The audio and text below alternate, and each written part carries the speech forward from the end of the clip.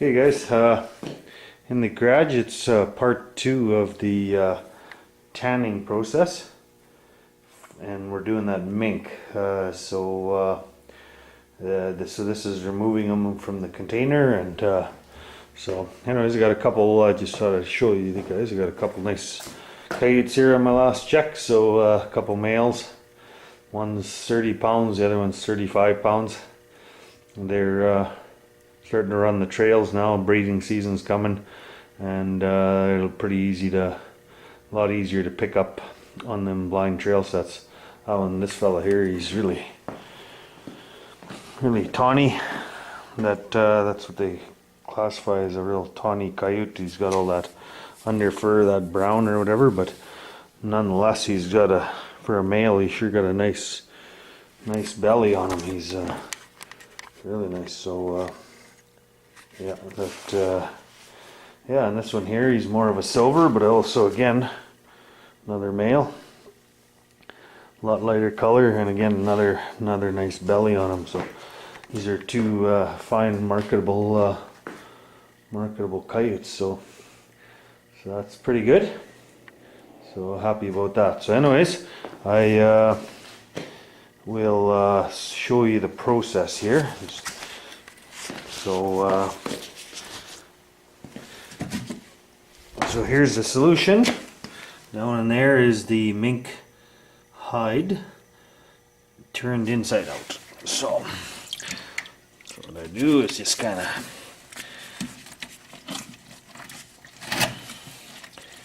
wring them out a little, because we have to process them here now with some, and this stuff doesn't freeze or anything because it's got so much salt in it and stuff. So put it in the container, and then the next step is to wash them out. So I'll turn you guys on in a little bit when we're washing them out. Okay, so now we brought them in, and the next step is to wash them all down again with Dawn dish soap and warm water.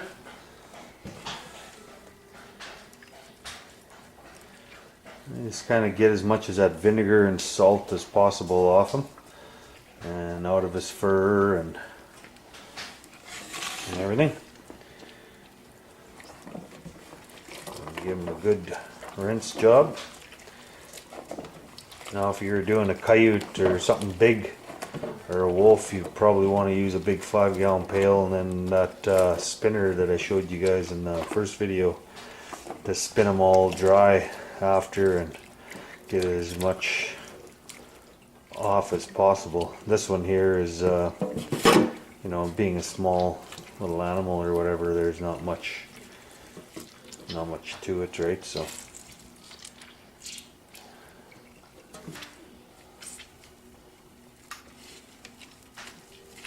okay, so there's the washing process. Okay, we're going to mix up the neat's feet oil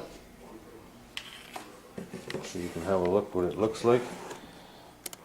So you get it at the local kind of like cattle store or whatever. It's for doing saddle, for the leather on the saddle. So that's where you get neat's feet oil. So then we mix about a 1/4 cup of it into a container. Roughly, it doesn't have to be a science of exact mixture, because of the fact of it's just kind of the way it goes. So then we add Dawn dish soap, and we just add drop by drop until it turns white. As you can see, the procedure is going to happen here right away.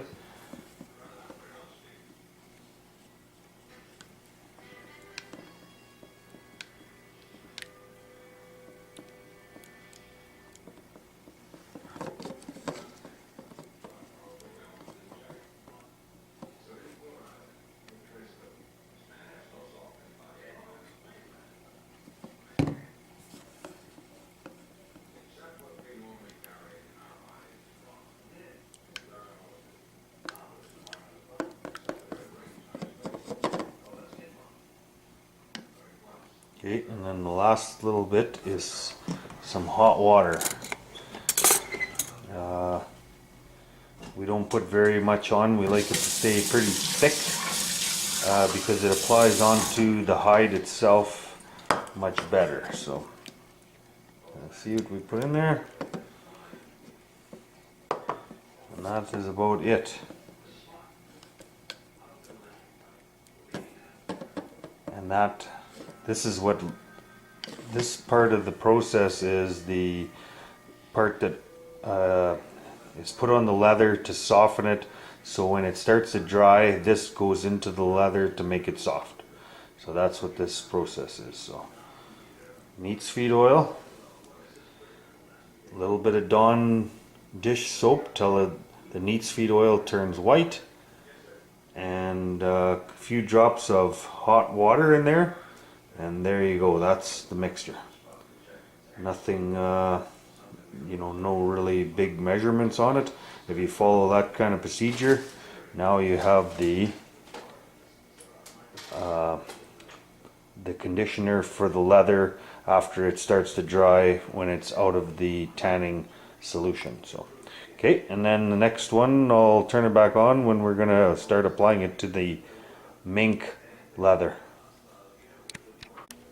Okay, so next step is here's your forming board. This one here is for minks or marten or something. So I got it all here, and whatever animal you're doing, I presume you'll have a board for it for forming. So then we go and we put it on there.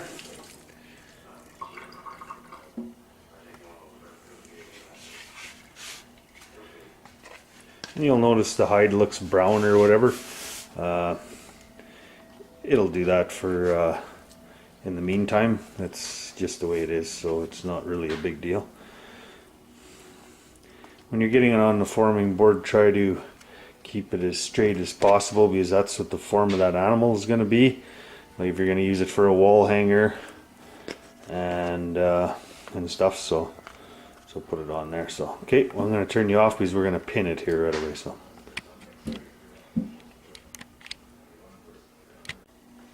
okay, so he's on the forming board. We got him all pinned down or whatever and stretched out, and a board on him in the front. And now it's time to apply the stuff that we put on. So just take a painter's craftsman brush and you can do this process when he's wet yet. So as he dries, this stuff will go into the leather of the animal. So get a lot around the lips and around by the legs and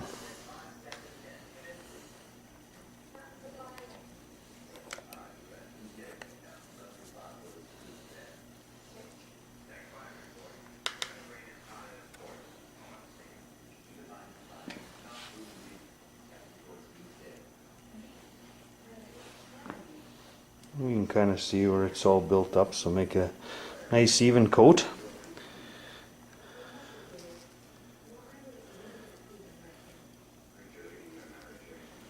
Okay, so that's basically it, and once you're done coating the whole animal on both sides, then put it to dry. Okay, and I'll show you the next step after that. Okay, go. Okay, so we're just about at the last steps. As you can see, as it's drying, it's turning white as the tanning process is working. So when you break the hide now, as you can see, I'll pull and see how white it turns, and that's what you need to do. You got to break the whole thing, and it's the stuff's its skin's really tough now, and as you can see, if you pry up on it, you can start seeing everything's turning white, and that's what you want to do, and it's called breaking the hide. So you can see there, watch how it turns white when I pull it, and that is a completely tanned hide, and that's what it looks like after you're done. And you just keep going around it and around it. It has to dry. It's still, this one's still a little bit damp, but as you can see,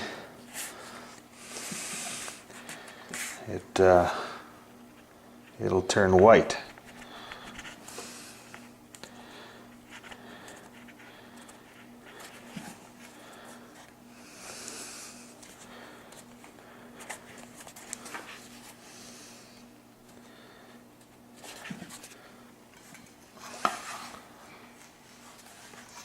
And you just keep working it.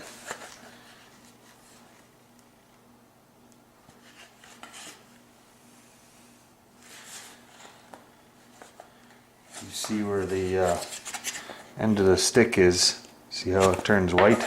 And that's called the breaking process.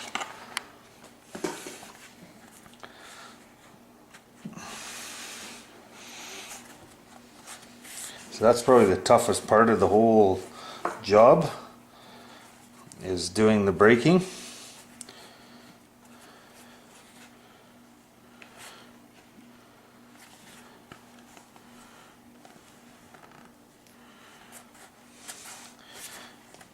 And the funny thing is once it turns white like that, it actually turns really dry. So then after you're letting it dry some more, like it's still pretty wet here yet, so I'm going to put it back on and let it dry some more. But we'll put a little more of the neat's feed oil and Dawn soap and put it on there and let it dry once again. And then once it dries again, then you just keep stretching the hide. Okay guys, so here's the finished results of the mink. So it's all stretched out. You can see how white it all turned. All you got to do is, I'm kind of one-handing it here so it's tough, but is you just break it all, pull it apart until all the hide turns white through the whole animal. And you see on the other side here too, and and then it's fully tanned and preserved, and here's the tail part of it too. You can see if you give it a little pull, it'll turn white.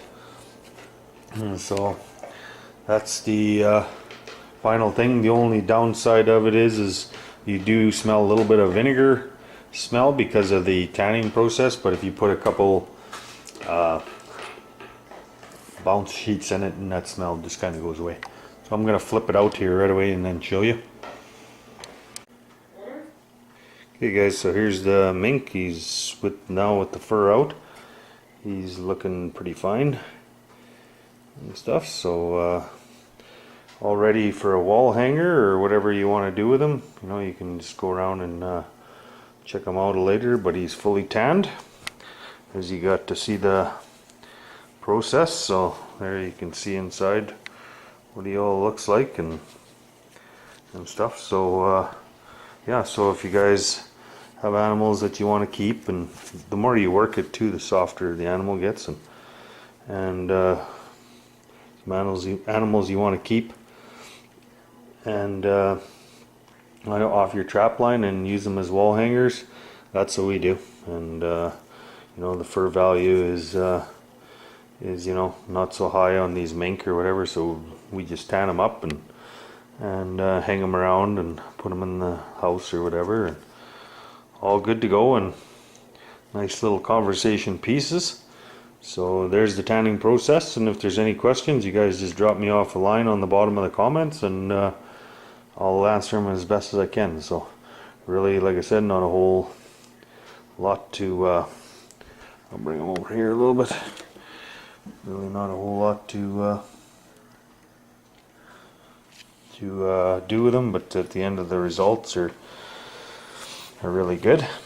And so, and the more you'll notice, if you guys want to do them, the more you do them, the better you get at it. So and stuff. So okay, we'll let you guys go, and like I said, drop me a comment if you like, if there's something I can answer, and I surely will do it. So okay, talk to you in a little bit.